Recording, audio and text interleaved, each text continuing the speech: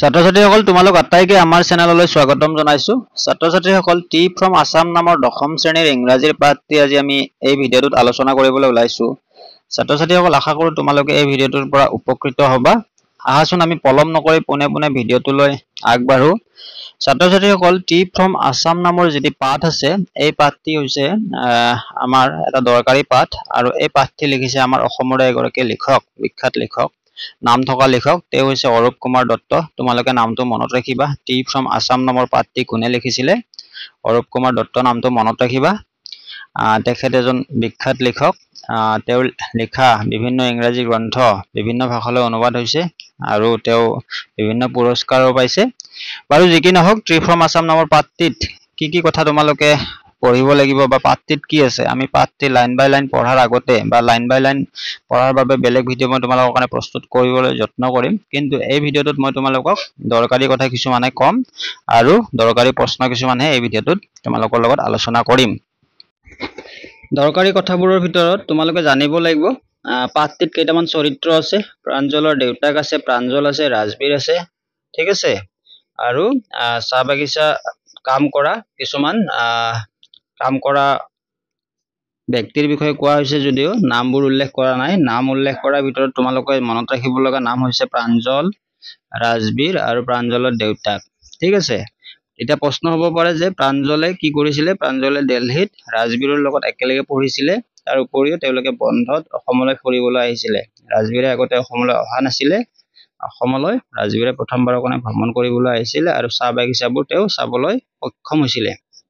এতিয়া কথা হৈছে ৰাজবীৰে দিল্লীত একেলগে প্ৰাঞ্জলৰ লগত যিহেতু পঢ়ে আৰু ৰাজবীৰেও অসমলৈ আহোঁতে চাহৰ বিষয়ে বিভিন্ন কথা পঢ়ি আহিছে আৰু সমগ্ৰ পৃথিৱীতে কিমান কাপ চাহ খোৱা হয়, প্ৰত্যেক দিনে কিমান কাপ চাহ সমগ্ৰ পৃথিৱীতে খোৱা হয়, এই কথাটো ৰাজবীৰে আমাক পাঠটোত কয়।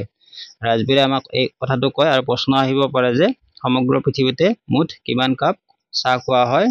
Over 80 crores। তোমালোকে এই কথাটো মনত ৰাখিবা। 80 কৰোৰতকৈও মানে 80 কোটিতকৈও অধিক চাহ সমগ্ৰ পৃথিৱীতে প্ৰত্যেক দিনেই খোৱা হয়।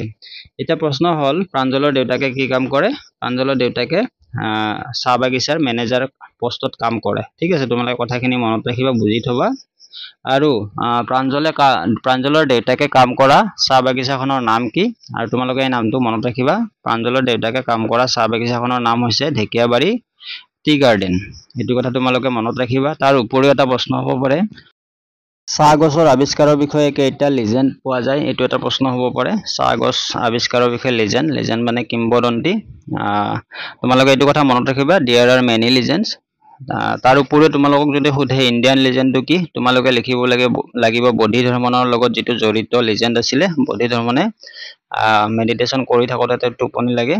তাৰপিছত কি হৈছিলে? চকুৰ পতা কাটি পেলাইছিলে। চকুৰ পতা কাটি কিনে পেলাই দিওঁতে তাৰ পৰা 10ডাল চাহ গছৰ পুলিৰ জন্ম হৈছিলে। তাৰ উপৰিও এইটো প্ৰশ্ন ইম্পৰ্টেণ্ট। তাৰ উপৰিও তোমালোকে আন এটা প্ৰশ্ন মনত ৰাখিব লাগিব, সেইটো হৈছে চাইনিজ লিজেণ্ডটো কি আছিলে? চাইনিজ এম্পায়াৰ, চীনা সম্ৰাটে পানী খাওঁতে সদায় পানী গৰম কৰি খাইছিলে। তেনেতে গছৰ পাত এটা পৰি পানীৰ সোৱাদটো চেঞ্জ হৈছিলে আৰু যিটো গছৰ পাত পৰিছিলে সেই গছৰ পাতটো চাহ গছৰ পাত আছিলে। এই দুটা লিজেণ্ড তোমালোকে ভালকে পঢ়িব লাগিব, এই দুটা ইম্পৰ্টেণ্ট। তাৰ উপৰিও এটা ইম্পৰ্টেণ্ট প্ৰশ্ন আছে, মই তোমালোকক কৈ দিছোঁ। তাৰ উপৰিও তোমালোকে চাব লাগিব ঢেকীয়াবাৰী চাহ বাগিচাখনৰ এটা বৰ্ণনা, চুটিকৈ বৰ্ণনা তোমালোকে চাই থৈ দিবা। এইটো মাজে মাজে পৰীক্ষাত আহি থাকে। ইয়াতে 2 নম্বৰ বা 3 নম্বৰৰ কাৰণে এইটো প্ৰশ্ন দৰকাৰী। আৰু তোমালোকে এই পাঠটোৰ যদি লং কুৱেশ্যন হিচাপে চাব খোজা তেনেহ'লে 3টা প্ৰশ্ন চাবাই। এই 3টা প্ৰশ্ন আহিব পাৰে, অতি দৰকাৰী। ইণ্ডিয়ান লিজেণ্ড ডিস্কভাৰী টি, তাৰপিছত চাইনিজ লিজেণ্ড অফ ডিস্কভাৰিং টি, তাৰ উপৰিও ঢেকীয়াবাৰী চাহ বাগিচাখনৰ বৰ্ণনা। তাৰ উপৰিও তোমালোকৰ সৰু সৰু প্ৰশ্ন বিভিন্ন আহিব পাৰে। চাহ প্ৰথমতে ক'ত খোৱা হৈছিলে বা আৱিষ্কাৰ ক'ত হৈছিলে চাহ গছ? তেতিয়াহ'লে তোমালোকে চীন দেশ লিখিব লাগিব, চাইনা। তাৰ উপৰিও কেতিয়া প্ৰথমবাৰৰ কাৰণে চাহ খোৱা হৈছিলে? 2700 BC। এই কথাটো মনত ৰাখিবা, এইটো এটা ইম্পৰ্টেণ্ট প্ৰশ্ন। তাৰপিছত ইউৰোপলৈ চাহ গছ বা চাহ কেতিয়া গৈছিলে, ৰপ্তানি কেতিয়া হৈছিলে? 1600 শতিকাত।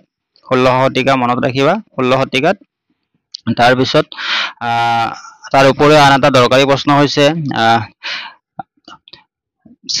ছেকেণ্ড ফ্লাছ বা স্পাৰ্টিং পিৰিয়ড চাহ গছৰ। এই প্ৰশ্নটো মনত ৰাখিবা, মে'ৰ পৰা জুনলৈ হয় নে জুলাইলৈ হয় তোমালোকে চাই ল'বা।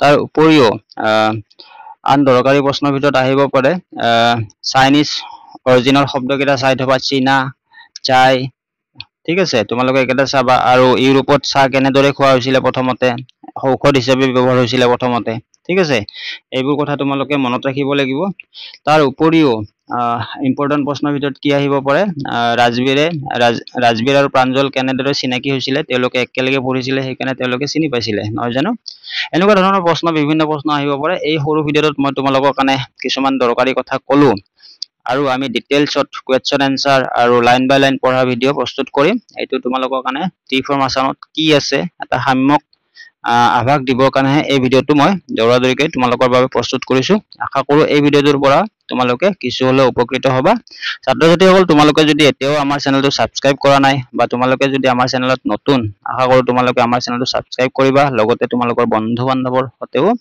আমাৰ চেনেলটো শ্বেয়াৰ কৰিবা তোমালোকৰ ভাল হওক তোমালোক আগবাঢ়ি যোৱা আজিলৈ ইমানে এই ভিডিঅ'টোত ধন্যবাদ